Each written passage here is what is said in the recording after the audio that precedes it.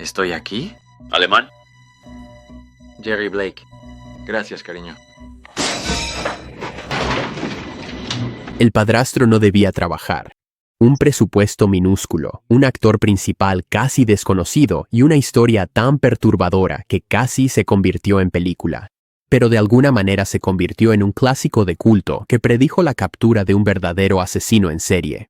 Detrás de escena, un método de actuación que aterrorizó al elenco, lesiones reales y una producción que casi fue cancelada por las autoridades fiscales canadienses.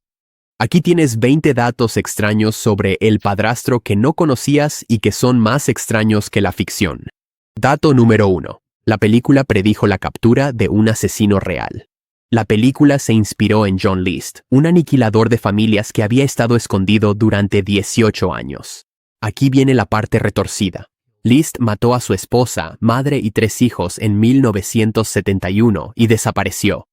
El Padrastro se estrenó en 1987, pero List no fue capturado hasta 1989. La película, en esencia, predijo su captura. Por pura coincidencia, la realidad y la ficción chocaron de la manera más inquietante posible. Incluso el FBI se dio cuenta.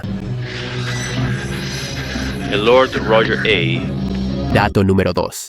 El estudio quería una película slasher. El guionista Donald E. Westlake luchó con uñas y dientes para mantener intactos los elementos de horror psicológico. El estudio inicialmente quería sangre gratuita y muertes típicas de un slasher. Westlake amenazó con quitar su nombre del proyecto si lo simplificaban demasiado. Esta batalla creativa casi mató la película antes de que comenzara. A veces, las mejores películas surgen cuando los guionistas se niegan a ceder. Este tipo intentó violar a nuestra hija. Solo le di un beso de buenas noches. Dato número 3. El escándalo del ataque casi detuvo la producción. El rodaje en Vancouver estuvo a punto de arruinarse cuando las autoridades canadienses descubrieron que la película estaba siendo clasificada como documental para evitar tarifas de filmación más altas. Esta jugada arriesgada pudo haber metido a los productores en serios problemas legales. La investigación duró semanas mientras el elenco permanecía en el limbo. Literalmente le mintieron al gobierno para hacer su película. La audacia en realidad funcionó.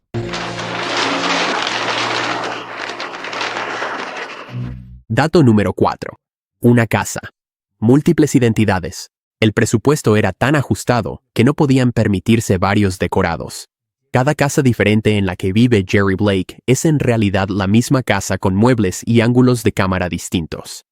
Es una metáfora brillante de las múltiples identidades del personaje que nadie notó. La mayor limitación de la producción se convirtió en su truco visual más ingenioso para contar la historia. A veces, las limitaciones generan creatividad.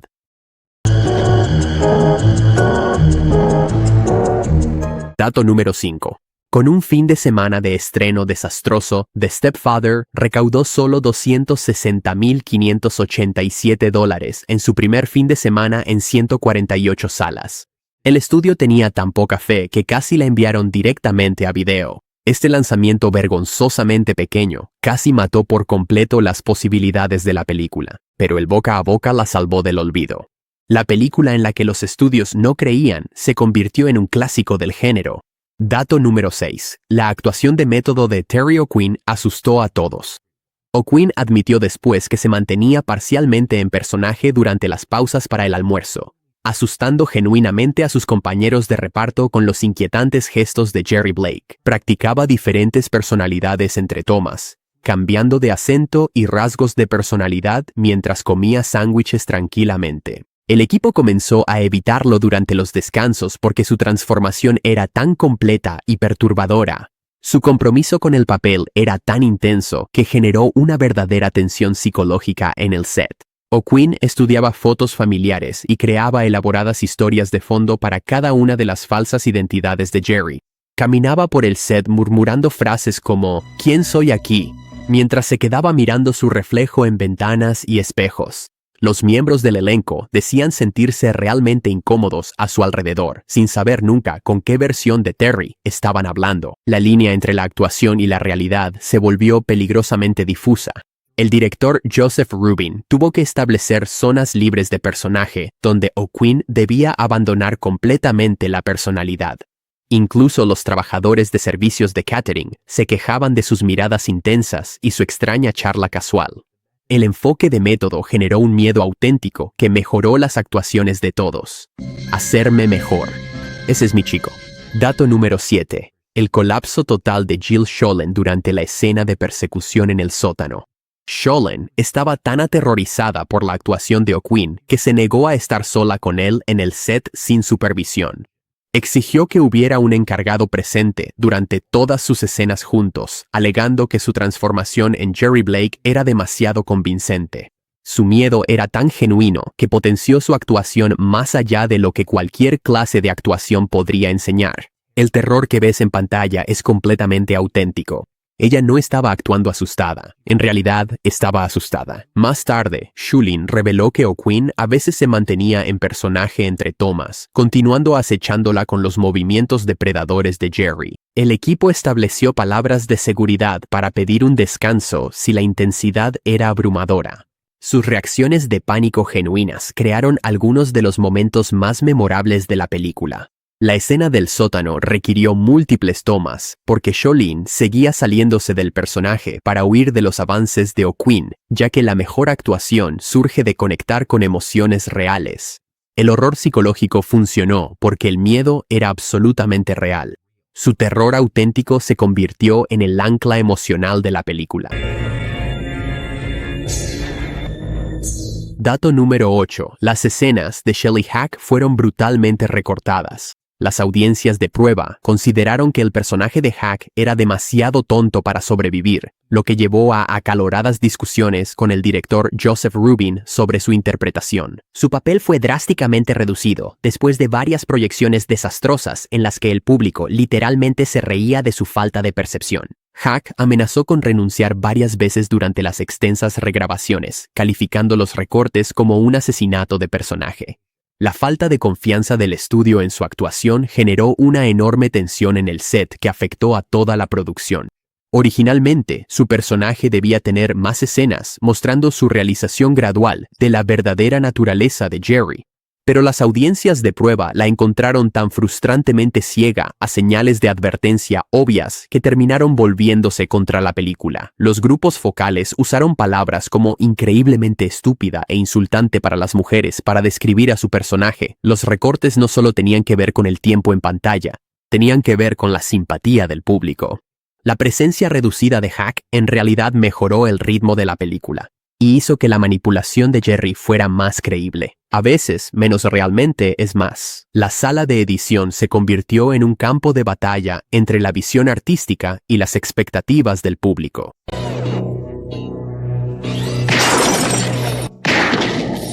Dato número 9. Sangre real en la escena del espejo. O'Quinn se cortó la mano con vidrio roto durante la famosa escena del espejo en la que cambia de identidad, pero continuó la toma sin salirse del personaje.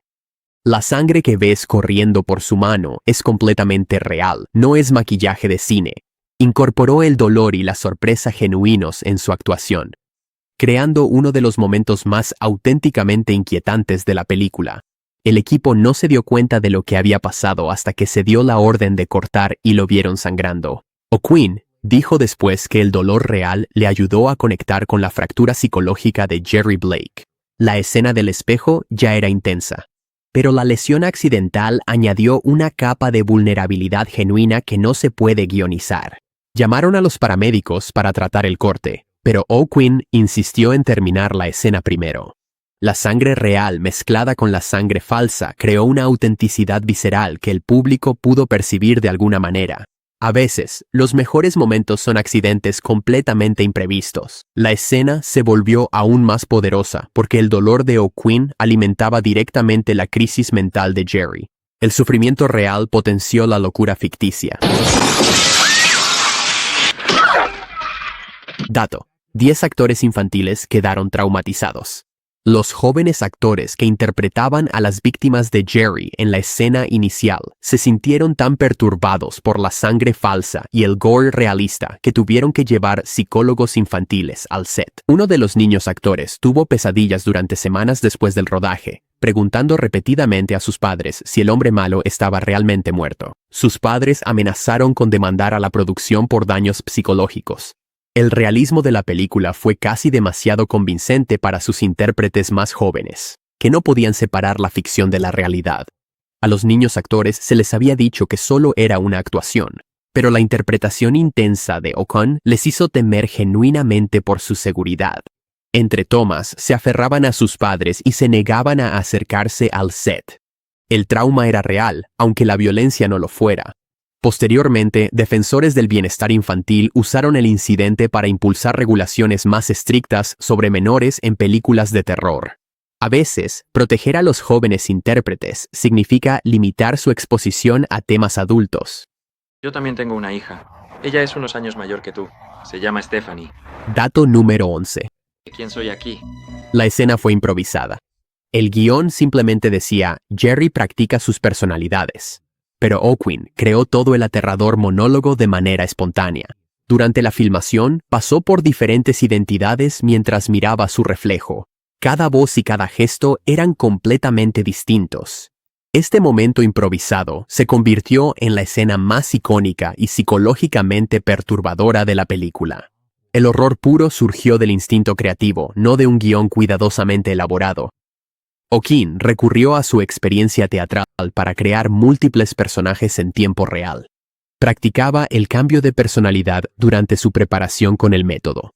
Pero el diálogo específico fue pura improvisación. El equipo quedó tan hipnotizado que olvidó dar la orden de cortar cuando la escena terminó de forma natural. El director Joseph Rubin luego la calificó como la actuación más escalofriante que he presenciado. El espejo se convirtió en una ventana a la psique fracturada de Jerry, mostrando cómo literalmente probaba diferentes identidades como si fueran ropa. A veces, la mejor escritura ocurre sin ningún guión. La improvisación capturó algo auténtico sobre el comportamiento disociativo que ninguna escena con guión podría igualar. Espera un minuto. Estoy aquí. ¿Y alemán? Jerry Blake. Hecho número 12. Un accidente real con una hoja de sierra. Durante la escena del almacén de madera, Ocwin se cortó accidentalmente con una hoja de sierra real, que se suponía era un elemento de apoyo seguro. En lugar de detenerse o pedir atención médica, incorporó el dolor genuino a su actuación de manera impecable. La sorpresa y el horror en su rostro son completamente auténticos. Estás viendo a un hombre realmente lastimarse frente a la cámara. El equipo siguió grabando porque el momento fue tan poderoso e inesperado. Ocwin reveló después que estaba tan metido en el personaje que nunca se le ocurrió detenerse. El peligro real generó un terror auténtico que ningún efecto especial podría replicar. El accidente ocurrió porque un encargado de utilería colocó por error una hoja real en la escena. La dedicación de Ocwin a mantenerse en el personaje casi le costó una lesión grave. La intensidad de la escena proviene de un peligro físico real. Las heridas reales hicieron que la violencia de Jerry Blake se sintiera más inmediata y amenazante. Dato número 13. Ataques de aves no guionizados. Los ataques de aves a lo largo de la película no estaban planeados. Eran aves reales interfiriendo con las grabaciones al aire libre en Vancouver. El director Joseph Rubin decidió que añadían a la atmósfera ominosa y las mantuvo en el corte final. La naturaleza se convirtió accidentalmente en parte de la estética de terror. El universo parecía conspirar para que la película resultara aún más inquietante. Las aves estaban agresivas durante las grabaciones matutinas. Se lanzaban en picada contra actores y equipo. Al principio, el equipo de producción intentó ahuyentarlas, pero la energía caótica que aportaban intensificó la sensación de fatalidad inminente de la película. A veces, los mejores efectos especiales son completamente naturales e incontrolables. Parecía que las aves percibían la energía oscura de la producción y respondían en consecuencia. Su presencia reforzaba los temas de la película sobre los espacios domésticos siendo invadidos por amenazas externas. Dato número 14. Un grito que rompió ventanas. El grito de Jill Scholing durante la persecución en el sótano fue tan agudo y sostenido que en realidad rompió una de las ventanas de la casa. El equipo de sonido tuvo que volver a grabar completamente el audio porque el original se consideró demasiado perturbador para el público general. Su terror era tan genuino que llegó a causar daños estructurales en el edificio. La actuación literalmente rompió el set de formas que nadie anticipó. Los técnicos de sonido midieron el grito a niveles que excedían los umbrales de seguridad para el audio de películas. La grieta apareció en una ventana del sótano durante la escena climática de persecución, creando un patrón de telaraña que tuvo que ser editado cuidadosamente. La capacidad pulmonar y el poder vocal de Charlene eran tan extraordinarios que podía sostener gritos de terror durante más tiempo que la mayoría de cantantes profesionales. La ventana rota se convirtió en un símbolo de cómo la emoción auténtica puede trascender las limitaciones técnicas. A veces, las actuaciones más poderosas dejan marcas literales en su entorno. Estefanía. Dato número 15. Una línea improvisada se convirtió en la campaña de marketing.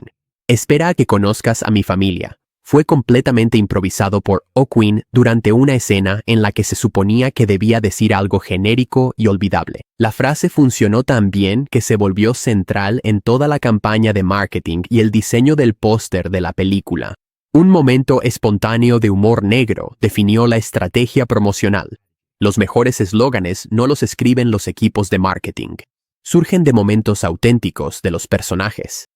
O'Quinn pronunció la frase con una naturalidad tan escalofriante que capturó a la perfección la retorcida psicología de Jerry Blake.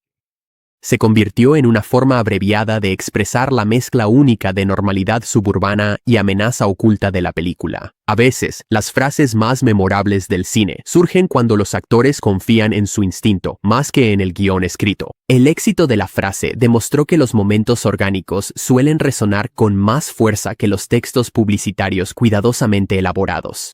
Que un hombre pudiera ser llevado a hacerle algo así a su propia familia, a sus hijos. Ni siquiera quiero saberlo. Dato número 16. O'Quinn rechazó el remake. Cuando le ofrecieron hacer un cameo en la versión de 2009, O'Quinn lo rechazó de inmediato porque pensó que carecía de alma y dañaría la reputación del original. Protegió su legado artístico al rechazar lo que habría sido dinero fácil. El director del remake, Nelson McCormick, voló personalmente para reunirse con O'Quinn e intentar convencerlo. Pero O'Quinn se mantuvo firme en no participar. Leyó el guión y sintió que le faltaba todo lo que hacía que el original fuera psicológicamente fascinante. El remake fue un fracaso espectacular, demostrando que los instintos de O'Quinn eran absolutamente correctos. Su negativa a participar se convirtió en una insignia de honor que protegió la integridad de su actuación. El fracaso del remake reivindicó su decisión de mantenerse alejado del proyecto. La integridad artística resultó ser más valiosa que un pago rápido. Su ausencia en el remake ayudó a preservar el estatus de culto y la reputación del original. Dato número 17. El encasillamiento casi destruyó su carrera. O'Quinn luchó durante años para conseguir papeles que no fueran de villano después de El Padrastro, temiendo quedar encasillado para siempre como un maníaco homicida. Los directores de casting no podían ver más allá de la presencia amenazante de Jerry Blake para imaginarlo en otros papeles. Su carrera quedó prácticamente congelada por su propio éxito. La actuación fue tan convincente que Hollywood asumió que era naturalmente siniestro.